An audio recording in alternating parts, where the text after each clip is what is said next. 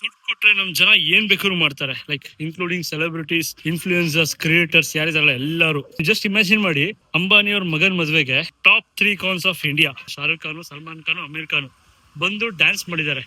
ಅವ್ರಿಗೇನ್ ಮಾಡಕ್ ಕೆಲ್ಸ ಇರಲಿಲ್ಲ ಅಂತ ಅಲ್ಲ, ಅಂಬಾನಿಯವರು ಕೋಟಿ ಕೋಟಿ ಚೆಲ್ಲಿದ್ದಾರೆ ಅವ್ರ ಮೇಲೆ, ಆಯ್ತಾ. ನೀವು ಇಮ್ಯಾಜಿನ್ ಮಾಡಕ್ಕಾಗಲ್ಲ ಎಷ್ಟು ಕೋಟಿ ಕೊಟ್ಟಿರ್ಬೋದು ಅಂತ. ಜಸ್ಟ್ ಇಮ್ಯಾಜಿನ್ ಮಾಡಿ, ದುಡ್ಡು ಕೊಟ್ರೆ ಮನುಷ್ಯ ಎಲ್ಲದ್ರ ಬಗ್ಗೆನೂ ಮಾತಾಡ್ತಾನೆ. ಬೆಸ್ಟ್ ಎಕ್ಸಾಂಪಲ್ ನಮ್ಮ ಅಕ್ಷಯ್ ಕುಮಾರ್.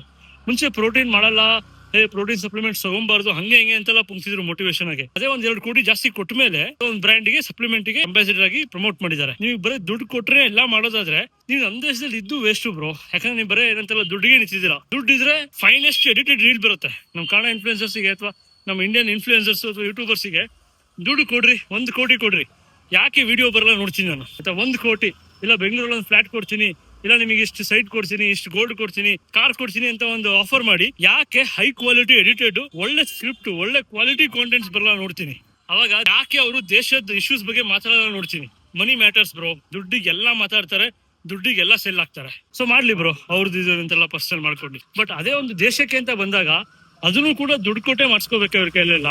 ಹಂಗೆ ನ್ಯಾಚುರಲ್ ಆಗಿ ದೇಶಾಭಿಮಾನ, ದೇಶದ ಬಗ್ಗೆ ಒಂದು ಪ್ರೈಡ್ ಫೀಲಿಂಗ್ ಇಲ್ವೇ ಇಲ್ವಾ? ಇದು ನನ್ನ ಕ್ವಶನ್ ಅಷ್ಟೇ, ಆಯ್ತಾ. ಯಾರ ಬಗ್ಗೆ ಹೇಟ್ ಮಾಡೋದಾಗ್ಲಿ ಅಥವಾ ಇನ್ನೊಬ್ಬರನ್ನ ಬೈಯೋದಾಗ್ಲಿ ಅಲ್ಲ. ಸೊ ನಿಮಗೆ ನಮ್ಮ ದೇಶದಲ್ಲಿ ಇರ್ಬೇಕಾರೆ ನಮ್ಮ ದೇಶದ ಬಗ್ಗೆ ಸ್ವಲ್ಪ ಅಭಿಮಾನ ಇಟ್ಕೊಳ್ಳಿ, ಸ್ವಲ್ಪ ಮನ ಮರ್ಯಾದೆ ಇಟ್ಕೊಂಡು ಬದುಕ್ರಿ. Everything is not money.